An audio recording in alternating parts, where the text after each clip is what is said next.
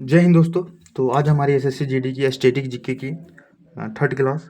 तो आज हम देखने वाले हैं देश राजधानी तथा उनकी मुद्राएं। तो ये काफ़ी इसको मान लो वेरी वेरी इंपॉर्टेंट है, क्योंकि अगर आपको ये याद रहा तो इससे आप रीजनिंग की जो एनालॉजी जो टेस्ट है होती है, उसमें ये जो एक चैप्टर है एनालॉजी, उसमें इससे काफ़ी क्वेश्चन बन चुके हैं और बनते भी हैं। तो ये जो है देश राजधानी तथा उनकी मुद्राएं, तो ये स्टैटिक जीके में भी इंपॉर्टेंट है और रीजनिंग भी। अगर ये सब आपको याद रहता है तो रीजनिंग आप काफ़ी आसानी से बना सकते हैं। तो ऐसे स्टैटिक जीके और यही सबसे रिलेटेड रहता है और इससे बहुत ज़्यादा रीजनिंग में क्वेश्चन बनते हैं एनालॉजी में।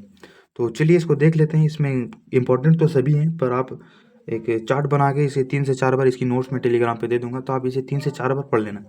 तो बिना लेट किए चले देखते हैं। सबसे पहला स्टार्ट करते हैं हमारे प्यारे देश भारत से, जो कि इसकी राजधानी नई दिल्ली है और इसकी मुद्रा रुपया है। फिर देखते हैं दूसरा नेपाल, जो कि भारत की पड़ोसी राज्य है, इसकी राजधानी है काठमांडू, इसकी भी चलती है रुपया। फिर देखते हैं श्रीलंका, जिसकी राजधानी श्री जयवर्धनेपुरम है, जिसकी भी मुद्रा रुपया है। फिर देखते हैं बांग्लादेश, जहाँ चलती है ढाका, जो कि इसकी राजधानी है ढाका, इसकी मुद्रा है टका। यानी ये जो बांग्लादेश है वहाँ टका बोलते हैं। तो इसकी मैं चार्ट दे दूंगा। यहाँ अगर आपको समझ में ना आया तो आप टेलीग्राम पर जाकर इसको बढ़िया से एक बार देख लें। फिर आता है बांग्लादेश। बांग्लादेश का तो ढाका देख लिया। अब देखो भूटान, जिसका राजधानी होता है थिपू, और इसकी मुद्रा माना जाए तो नागुल ट्रम। फिर आता है भूटान, नहीं म्यांमार, जिसकी राजधानी है नेपिताओ। ये सब अंग्रेजों का नाम है, बहुत ही ज़्यादा जो डिफ़िकल्ट हो जाता है, जो जैसे म्यांमार और आगे भी जापान, चाइना, तो ये सब थोड़ा आपको डिफ़िकल्ट होगा। और ये मुझे लिखने में भी थोड़ा गड़बड़ हो गया है। जैसे कि इसकी मुद्रा काबुल की मुद्रा अफ़गानी है, तो ये सब आप थोड़ा ध्यान देख लीजिएगा। फिर देखते हैं म्यांमार, जिसकी राजधानी है नेपिताओ और इसकी मुद्रा है कायत। फिर देखते हैं अफ़गानिस्तान। तो आप जो मैं पढ़ा रहा हूँ ये आपका, आप चाहे तो नोट्स लेके वहाँ से भी आप पढ़ सकते हैं, पर आप यहाँ अगर मेरी आवाज़ जैसे फॉर एग्जांपल आप हेडफोन लगा के सुनते हैं, तो मैं जैसे बोल रहा हूँ अफ़गानिस्तान, इसकी राजधानी का है काबुल, ये इसकी मुद्रा क्या है अफ़गानी, तो ये आपके माइंड में बैठ जाएगी। तो इससे कुछ 100% तो मैं नहीं बोलूँगा, पर इतना ज़रूर बोलूँगा कि 40% आपके माइंड में बैठ जाता होगा, और आपको मेरी आवाज़ अफ़गानिस्तान की राजधानी काबुल, तो मेरी आवाज़ ज़रूर सुनाई देगी। तो इसे ही मैं भी याद करता हूँ और मैं भी रिलेट करता हूँ, इसलिए मैं बोल रहा हूँ। तो अब देखते हैं 8वां पाकिस्तान, इसकी राजधानी है इस्लामाबाद और इसकी भी चलती है रुपया। फिर देखते हैं जापान, जिसकी राजधानी है टोक्यो और इसकी मुद्रा है येन। फिर देखते हैं ताइवान, जिसकी राजधानी है ताइपो, इसकी चलती है डॉलर। फिर देखते हैं हांगकांग, जिसकी राजधानी है विक्टोरिया और इसकी भी चलती है डॉलर।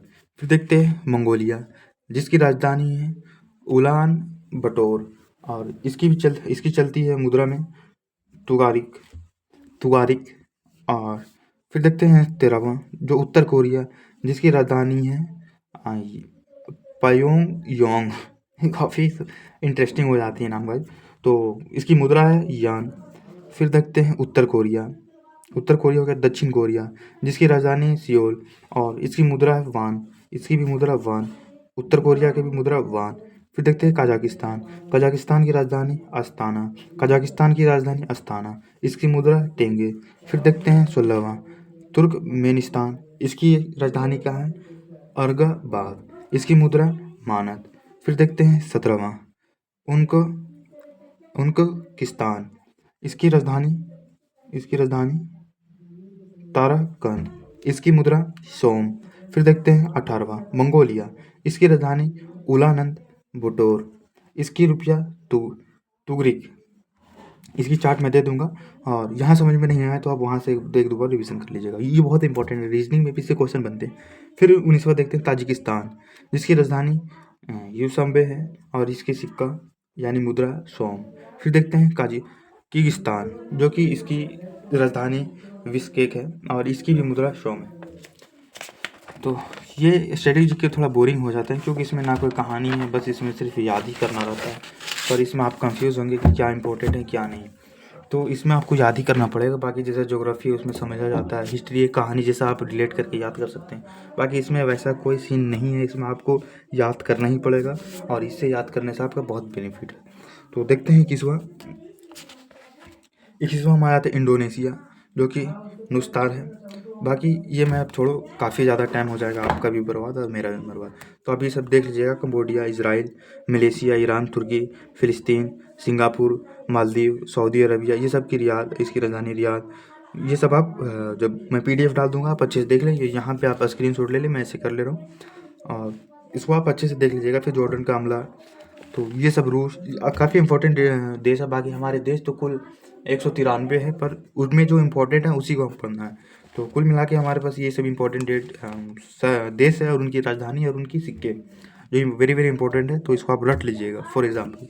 बाकी एज यू विश, आप जो करें। फिर अगला टॉपिक रहता है, उसकी मैं नोट्स दे दूंगा, तो आप उसको पढ़ लीजिएगा, क्योंकि ज़्यादा समय भी बर्बाद नहीं होना चाहिए, क्योंकि उसमें कोई कहानी से रिलेटेड नहीं है। तो आप वहाँ से पढ़ लीजिएगा। फिर देखते हैं अगला हमारा होने वाला नेशनल पार्क ऑफ इंडिया। तो इसकी हम जो सारी राज्य हैं हमारे में, इंडिया में 28 राज्य हैं, उनकी नेशनल पार्क कौन कौन सी है, तो अगले टॉपिक में हम पूरा अच्छे से उसके बारे में डिस्कस कर लेंगे। पर अभी थोड़ा बेसिक इसके बारे में देख लेते हैं कि ये नेशनल पार्क ऑफ इंडिया है क्या। बाकी 28 राज्य की जो अपनी अपनी नेशनल पार्क है, वो मैं कल फुल एग्जाम्पल दे के आपको बता दूंगा। तो देखते हैं नेशनल पार्क ऑफ इंडिया। तो ये राष्ट्रीय उद्यान, वर्ष 1970 तक केवल 5 राष्ट्रीय उद्यान थे, यानी राष्ट्रीय उद्यान जो थे 1970 तक केवल 5 राष्ट्रीय उद्यान थे। तो ये इंपॉर्टेंट है।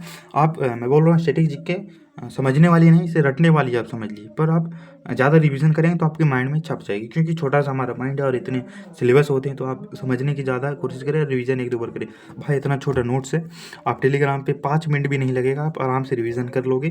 जो आप इंस्टा, फेसबुक या इसकी व्हाट्सएप की स्टोरी लगाने में टाइम व्यर्थ करते हो, तो आप यहाँ पे टेलीग्राम पे फ्री में नोट्स दे रहा हूँ अभी, तो वहाँ पे आप जाके 5 मिनट में बस रिवीजन कर लो, रोज़ 5 मिनट, आपको माइंड में ये फिट हो जाएगा। और जहाँ आप अच्छे से सारा एनी टाइम आप डिस्कस के साथ दे देंगे, तो आपका भी SSGD निकल जाएगा। चूँकि मैं SSGD 2025 का निकाल चुका हूँ, यही मेरा स्ट्रेटेजी था। तो मैं सीधा सीधी बस सारी नोट्स को रोज़ाना डिसिप्लिन के साथ रिवाइज करता था और प्रैक्टिस करता था, और अभी भी मैं वही कर रहा हूँ, क्योंकि मेरा सिलेबस पूरा कंप्लीट है और मैं सिर्फ अभी रिवीजन मॉक टेस्ट वही कर रहा हूँ और प्रैक्टिस। इसके अलावा मेरा सिलेबस कंप्लीट है, तो मैं सिलेबस पे फोकस नहीं कर रहा हूँ, बाकी सिर्फ मेरा रिवीजन चलता है। बाकी ये सब मैं खुद से हैंड रिटन नोट्स बनाया हूँ, जो कि मैं उसी को आपको पढ़ा रहा हूँ। तो अगर ये आपको फुल चाहिए तो मैं अभी लास्ट में नंबर दे दूँगा। बाकी ज्योग्राफी, पॉलिटी, स्टैटिक जीके, ये सब जो फुल नोट्स होती है डीप में, वो मैं पूरी आपको प्रोवाइड करा दूंगा। इकोनॉमी, ये सब पूरी मैं करा दूंगा। तो मैं लास्ट में नंबर दूंगा और कुछ टिप्स भी दूंगा। तो राष्ट्रीय उद्यान के बारे में देखते हैं। तो वर्ष 1972 में वन्यजीव संरक्षण अधिनियम कानून बना, जो राष्ट्रीय उद्यान की देखभाल करता था। वर्तमान में कुल संख्या 106 है जो राष्ट्रीय उद्यान थी, और राष्ट्रीय उद्यानों के कुल क्षेत्रफल भारत के संपूर्ण भूभाग का 1.33% है, यानी जो भारत का जो कुल भूभाग जो क्षेत्रफल है उसकी 1.33% पूरा राष्ट्रीय उद्यान में दिया गया है, इतना क्षेत्र है। तो फिर देखते हैं सबसे बड़ा राष्ट्रीय उद्यान, हेमिस राष्ट्रीय उद्यान, तो जो कि लद्दाख में है, सबसे बड़ा राष्ट्रीय उद्यान है। तो इसकी आप 1-2 बार रिवीजन भी कर लीजिएगा। सबसे छोटा राष्ट्रीय उद्यान, तो ये साउथ बश आइलैंड नेशनल पार्क, जो कि अंडमान निकोबार में है।